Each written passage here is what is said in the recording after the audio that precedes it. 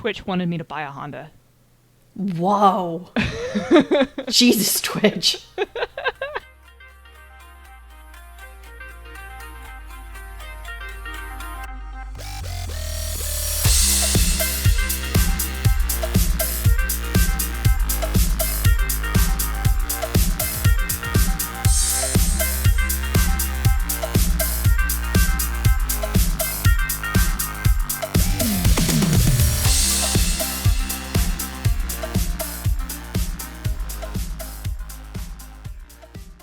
Hello, everyone. Welcome to what is normally BXP Bicons Presents Letters Edged in Black. Tonight we're going to do something a little bit different because, unfortunately, some situations happened, and it's just me and Danielle. We were the only people who were available.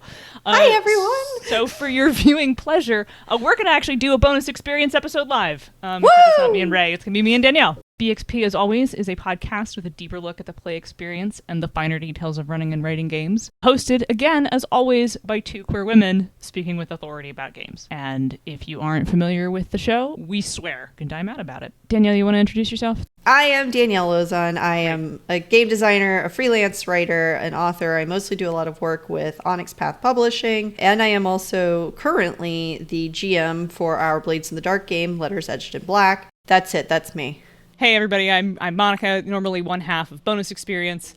If you don't listen to BXP, then you don't know anything about me. I am also a game designer, developer, and author, also for the Onyx Path, which is how I know Danielle. So tonight we want to actually talk about a specific part of game design that I know Danielle feels really strongly about, and of course I agree with, and that is designing a game to make sure that it contains goals and conflict. Yeah, let's get to it. So I think what we need to do first is kind of define what we mean by goals and conflict. For everybody, it's going to be a little different of what you specifically mean by it. But in general, what do players do in your game? What are they supposed to be doing? And that is the goal that we're talking about, not just what their personal goals are, their character goals, or even the GM's goals. We're talking like, what is your game doing? And how are you ensuring that your players are doing that at the table? So is there an experience that you want a player to be able to have at the table, and then design your game to enable that experience? And a good example that is silly, but I'm going to include it anyway, is Exalted has a goal at the table in which players grab an insane amount of dice, shake them in their meaty paws, and then roll them at the table. And that is a design goal of Exalted. And so if you look at charms, if you look at excellencies, if you look at everything that you're allowed to do in Exalted, they're all designed towards that goal. That doesn't mean, though, that everything you're doing needs to be like, I want players to have this like physical feeling. It can also just be like, what emotions do you want them to experience at the table? Is your game about sadness and loss? Is it about being heroic? Is it about being anti-heroic? Is it about skullduggery? What is it that your players are doing? Are they thieves?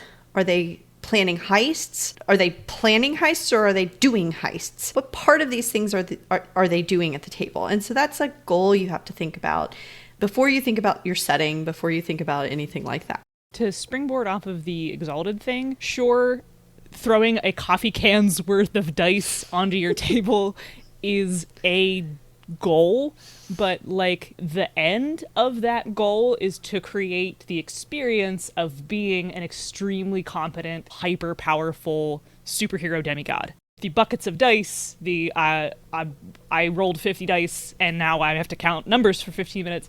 That feeling is part of the design experience that game intends to create to make characters feel extremely powerful. And big number feel good in brain, as we stated in one of our other previous episodes. Those two things go together. It isn't just buckets of dice, it's buckets of dice with an end.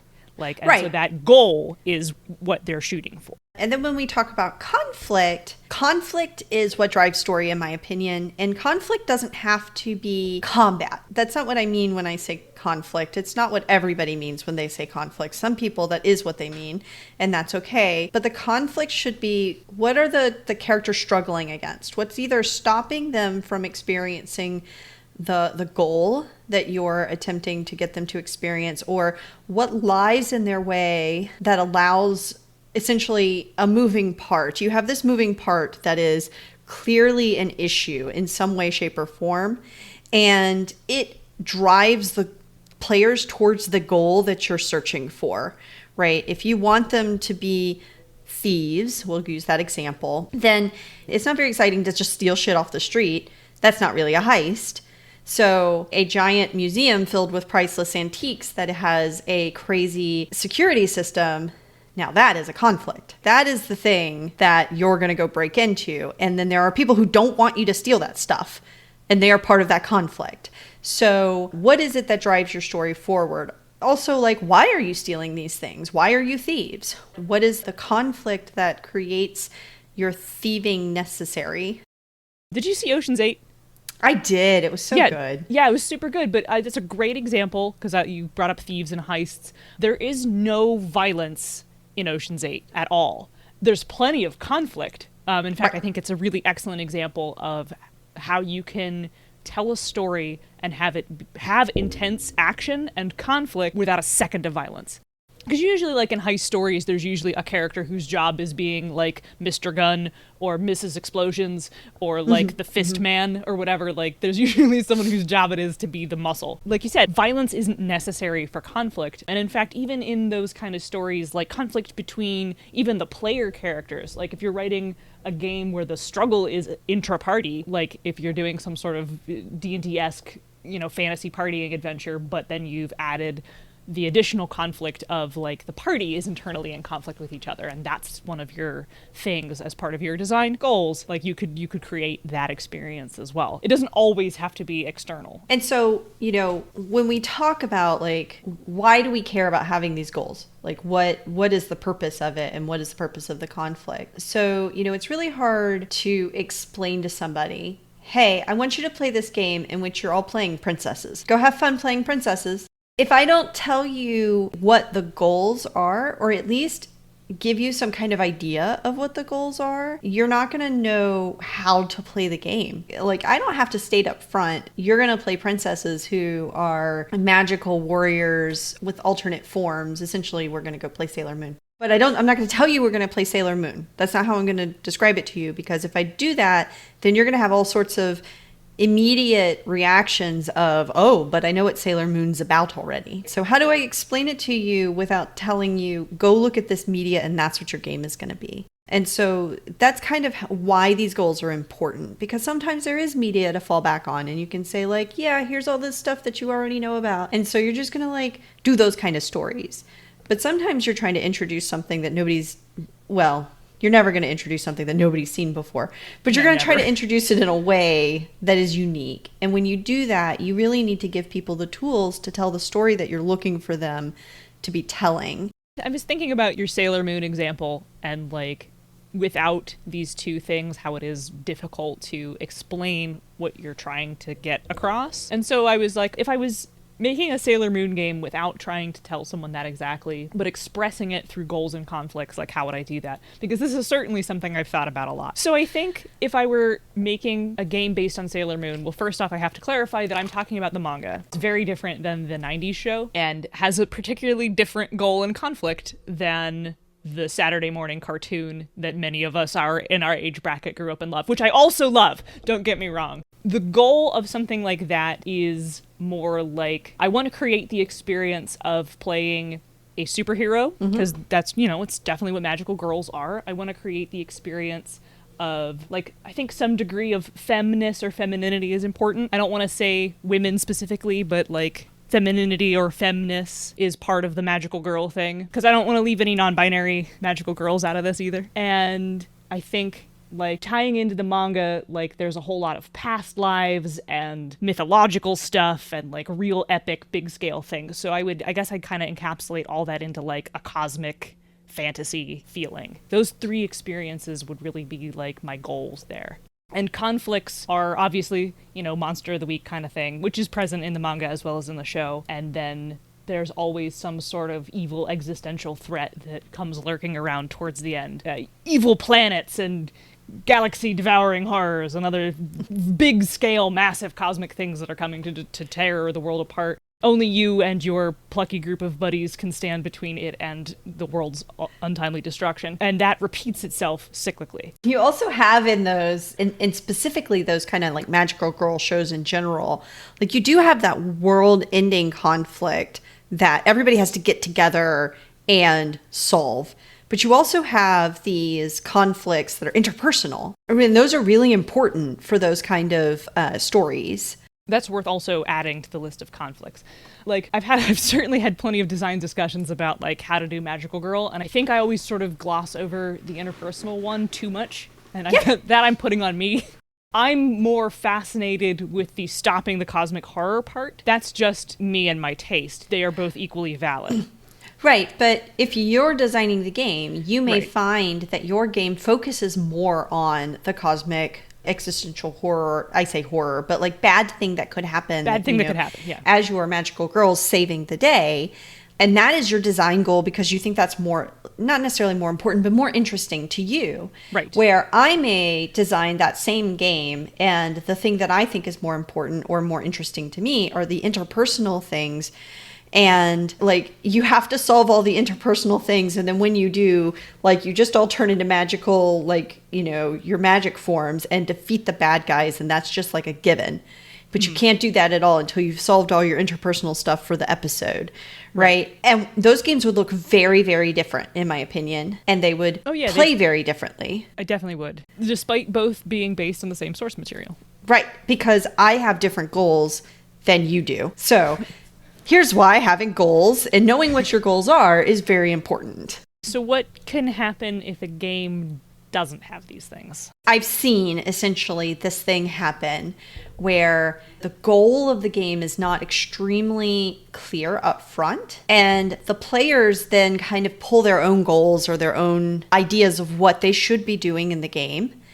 And when they come down and sit down at the table together and they start playing, they realize that they all have different ideas of how you should be playing this game and what you should be doing at the table and what the experience at the table is supposed to be.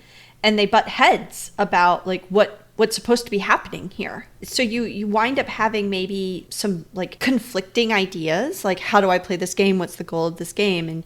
And you end up having some player tension. You could also end up with some like really weird things or situations happening, or the game just doesn't play the same each time. And by not play the same, like not every single game is going to be the same, but wildly different. So really, the thing is that, you know, stuff can happen that's unforeseen. Your GM can have a hard time keeping people focused. And as a GM, you can have a hard time coming up with story. I can give this anecdote of, I see it happen a lot in LARPs. I see a lot of LARPs that are designed not necessarily about with goals in mind. What do you do in this game is almost never a like design goal when designing a LARP. Often there's a little bit of a design goal. What is the conflict? That is often the biggest question in a LARP. Like, who are you is a question, and then what are you up against is a question. But how do you do that? What are you supposed to be doing to engage with that conflict? Those questions never really get asked or answered. And so I will see, you know, very successful LARPs have people who are like, well, this is how you're supposed to engage with this game. And other people say, no, you're wrong. You should be engaging with it this way. You know, one that comes to mind almost immediately is Vampire LARP. People will say, you know, you play Vampire LARP to play against other like you play a LARP in this game instead of a tabletop in this game because you want to have these interpersonal relationships in which you are literally pitting your intelligence against another player's intelligence. And you are making these PvP actions because your player is attempting to like actually get some kind of conflict with the other player with their characters as proxy. And there are other people who are like, no. Just like in tabletop, my characters interact with other characters, whether those are non-player characters or player characters, it doesn't matter, right? This is about us having conflict, but not necessarily violence or anything like that. But we're not pitting our own smarts. We're not just using our characters as proxies. Our characters are the most important things here. And then other people will say, no. We shouldn't be interacting with our characters at all. We should always be solving plots. And then other people will say, but who cares about plot? Like, we just want to sit around and like wax poetic about the history of, you know, this deep setting and explore this rich setting amongst ourselves. And it's all because, honestly, like, especially a game like Vampire the Masquerade, in older editions, a lot of vampire in the iterations, a lot of the game has said, so you've seen all this vampire media, right? You get to play the vampires, go have fun. I mean, a lot of people think they know what that means, and so they play the game. And, you know, I've done that for a very long time. I mean, you certainly have authority to talk about Vampire. She's the line developer for Vampire the Requiem 2nd Edition, in case the audience didn't know that. I can't remember if you said that up top. I don't think you did. I didn't say that because it's one of those things. The problem with Vampire is that it is, in a lot of ways, there's either this like really set rigid plot.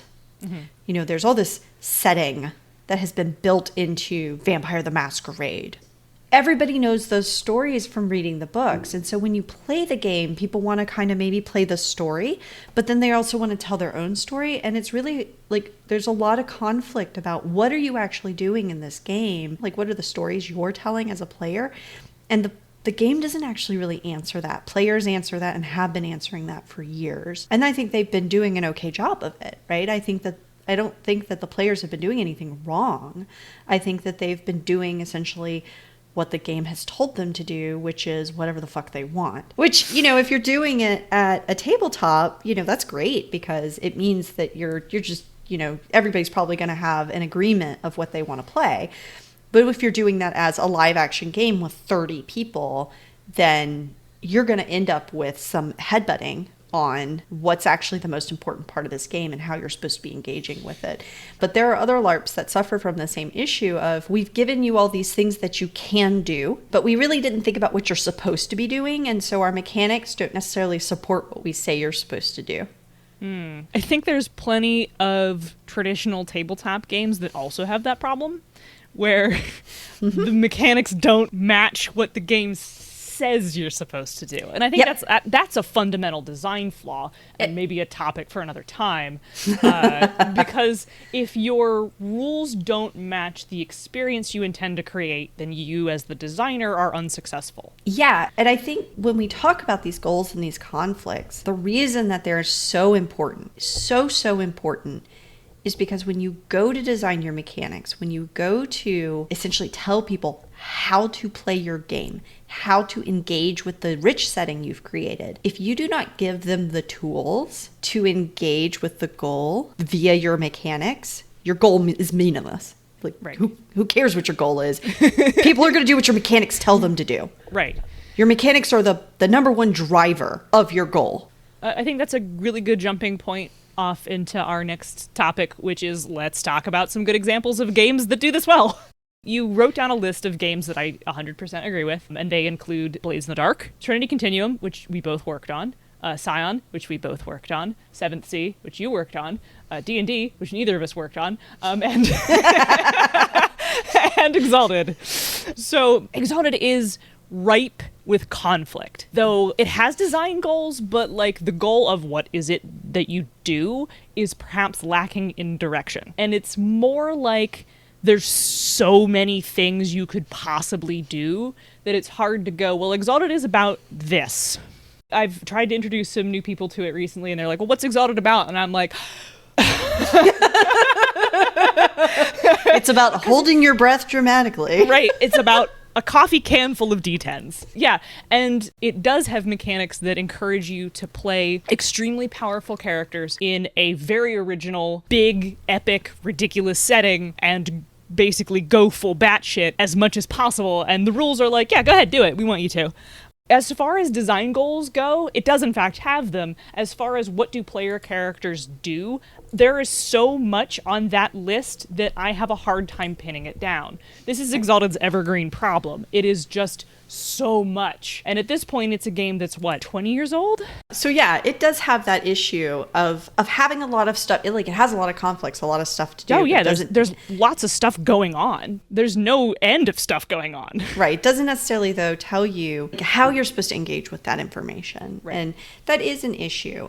I had on that list, Dungeons and Dragons. And I honestly think Dungeons and Dragons has a very specific goal. It's very narrow, but it does what its goal is very well, in my opinion. So Dungeons and Dragons is a combat simulator, right. And it's such a good combat simulator. It's beautiful. You want to dive into a dungeon and beat up a bunch of monsters and get loot. Do that in D&D. It's so amazing. Everything else you want to do about it, I saw somebody wanting to run like a heist game as a D&D game, and I'm like, why don't you play Leverage? Right. Why don't you play Blades in the Dark? Like, there are systems that will give you that feel without you having to hammer D&D into the mold that you want it to be in. When your game knows its design well and knows its goal well, it does become hard to use it to do other goals, in my opinion. So that could be a good thing for you. It could maybe be a bad thing for you. It's not as flexible. Yeah. So let's talk about Trinity Continuum. So Trinity Continuum, all accolades about the direction of Trinity Continuum go to Ian Watson. He was the original developer on the book, and he put the outline together. And one of the things that he wanted to do was to not just have this be like a blue book, like a Chronicles of Darkness core book, where it's just a stepping stone into all the other books that will come after.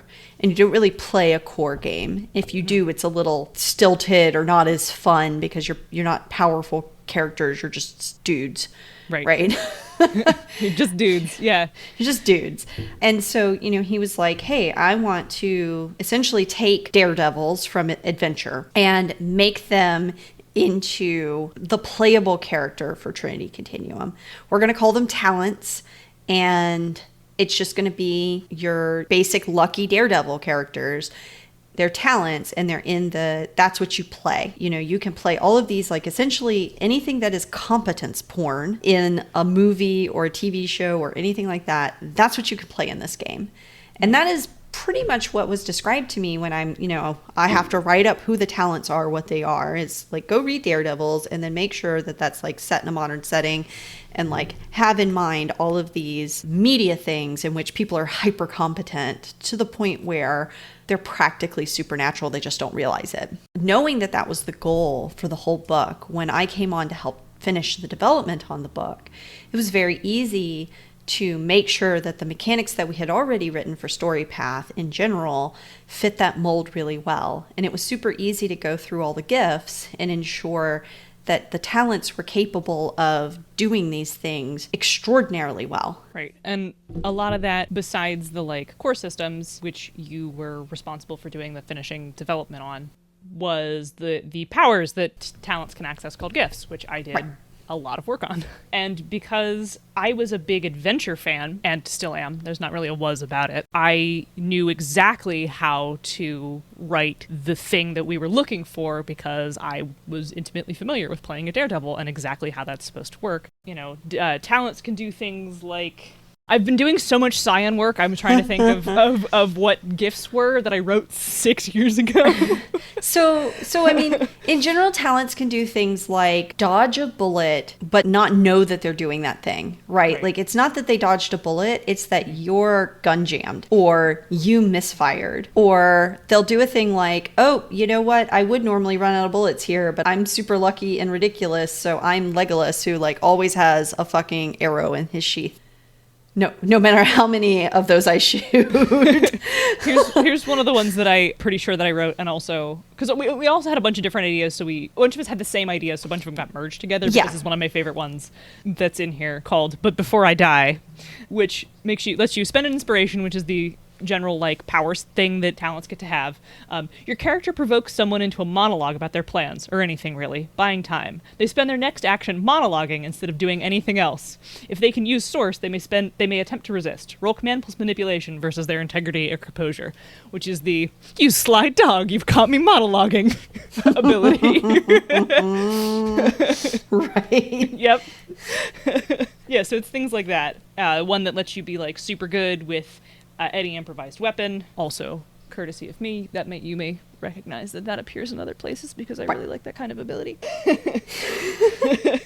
One of the other really fun ones in here lets you convince minor characters and other henchmen and goons to recognize the error of their ways and run away from you instead of fighting you because, they're just being manipulated by the big boss, and all sorts of fun stuff for playing. Like, it's definitely a really great supplement for playing just a regular guy who isn't really just a regular guy. Yeah, so I think we already touched on games that are bad examples and how to avoid doing that. Like, so, or rather, why you don't want to do that. So to wrap this up, I think let's talk about when we're creating our own games, like what can you do when you're writing your own material to avoid this pitfall and not basically create something that's, I don't want to say unusable, but perhaps lacking in direction. You know, my own personal advice on that would just be to always have your goal in mind. Essentially, ask yourself before you ever even start, like, you're like, I have an idea for a cyberpunk game.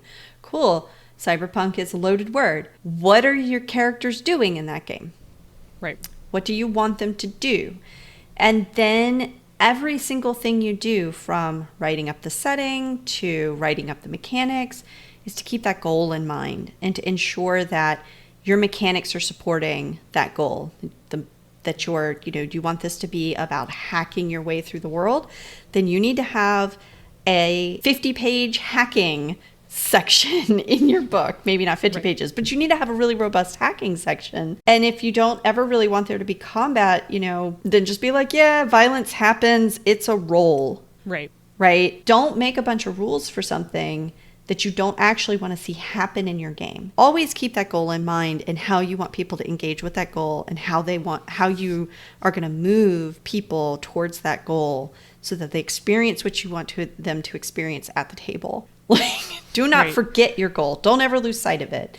Yeah. If your game's not about fighting monsters, then it doesn't need a robust combat system. Right. On the flip side, if your game is entirely about fighting monsters, then it should be all combat system. I think there's some, like, kind of current feelings that, like, any sort of combat system is bad, or, like, any sort of violence is bad, or that sort of thing. I don't think that's necessarily the case. I think you need to be writing the systems that fit the game you want to make. Like, if you're making an intimate game about two people coming to a decision, which I think is basically Senda Leno from She's a Super Geek and Misdirected Marks Turning Point. Obviously, that's not going to have combat mechanics. That's not what that game is about. That's about, like, making a hard decision. And it's an intimate game, and it's about interpersonal conflict. And there's all sorts of, like, there's tons of conflict and goals there, but they aren't about fighting. And your game can have both, right? Your game can be about interpersonal issues and violence. You can have a game that does both. Like, get you one that can do both, you know, whatever. But make sure that your rules enable both. Right. Make sure that your rules don't highlight one over the other. And one of the things I will say is that, you know, in the case of, say, Trinity Continuum, you know, we have 3 areas of action in the Storypath system. We have combat, physical area of action. We also have a social area of action and an intrigue area of action. And the Storypath system does give a lot of focus to the combat section, to the physical area of action. It is your primary way of engaging with the world around you, but the social system is not pathetic. It's pretty robust. And so if you want to take social actions to deal with a situation, there are a lot of tools for you to do that. Also, the same with investigation. It's not just roll a die to notice something is going on. Instead, there's an entire clue mechanic for picking up clues and for investigating things and for investigating people. Those mechanics are separate from combat, and they're very, very robust as well. But again, they don't have as much space in the book as combat. And so for the most part, people are going to recognize that this is action adventure.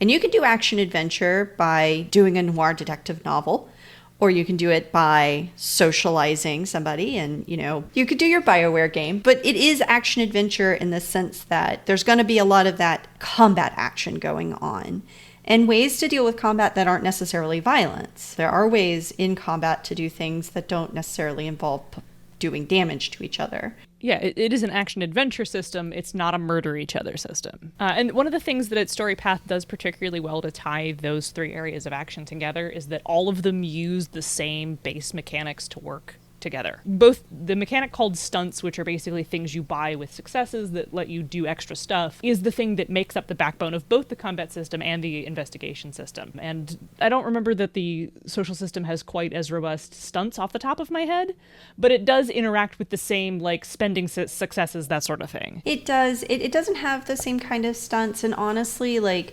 Thinking back on it, had I thought harder about it at the time, I probably would have built in some social stunts. You know, when you wrote this outline, I wrote this thing, and I think I still want to talk about it a little bit, which is an anecdote about Ripple Effect, which is the game I'm designing for Metatopia this weekend. And I have been designing for a couple of years now, off and on. It's not like I've been, every day working on it.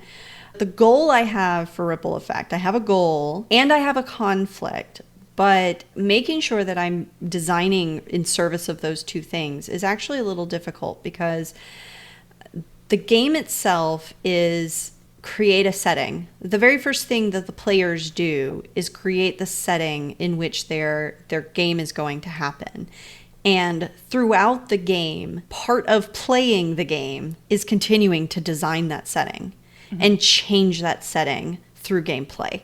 And so while it's not a game about world building, it has very strong world building elements in it. But what the goal of the game is that it's this episodic procedural play style game in which the ultimate goal of the players, the conflict is that doesn't matter what's going on or where you're from or what your setting is, something absolutely horrible is happening. There's an impending doom, a crisis that you must avert in some way. The only way to avert it, you cannot do so. It is so big and impending. The sun is exploding. The universe is contracting. Your entire world is beset by an incurable plague. The only way to fix it is to venture out into other dimensions, like a parallel universes, and make changes, kind of like your sliders from, the 1990s TV show that I loved so very much, and then went back and watched on Hulu and was very disappointed in that it does not uphold to my nostalgia, but whatever. So that's the goal of the game. The experience is to get this feeling like you're going into a different dimension and you're going to do something there. You're going to make some kind of change in that dimension, which will come back home as a ripple effect and hopefully save the day. But I can't tell you what that's going to look like because your world is going to be different. The dimensions you create around that world are going to be different every time you make a new game. So ensuring that people still have that table feel no matter what whatever setting they built is a very interesting and unique problem because I can't do it with setting. I have to specifically do it with mechanics. And so I have to help them design their worlds to fit that goal. We're at a little over an hour. Remember to tune in for Letters Edged in Black, which will be our live BXP live stream every other Sunday, starting at 8:30 Eastern, 7:30 Central, right here. So subscribe and get the notification when that's happening. Also, listen to Bonus Experience if you don't already, which is part of the Misdirected Mark Network. As you can see, the MMP logo that popped up at the start of it. You can listen to that at bxpcast.com or by subscribing to it in the podcast app of your choice. You can drop us a 5-star review. We'd love it, especially if you really like the show. Say nice things about us. It is the least you can do. And lastly, one last plug, BXP has a partnership with Nerdy Kepi, which is a place where you can get all kinds of really awesome queer swag. Really cool Pride gear. I have a pair of bisexual Pride Galaxy shoes that are really fucking cool looking. If you go to nerdykepi.com, that's NERDYKEPPIE.com, use promo code BXPcast at checkout and you'll get 10% off your order. And we get money and you support a local queer-owned business. It's awesome. Danielle, if they want to follow you, where can they find you on the internet? They can find me at Danielle Lauzon Harper on Facebook. They can also find me on Impernius on Twitter, and I'm eventually going to have a website, but whatever. You can follow me on Twitter. I am at Zenith Sun. All right, I think we're done. Thanks for tuning in, 5 loyal listeners. We appreciate you dearly. Thanks for listening. Thank you so much. All right, everybody get out. Let's go. Let's get out of here. All right. Change it if you want to.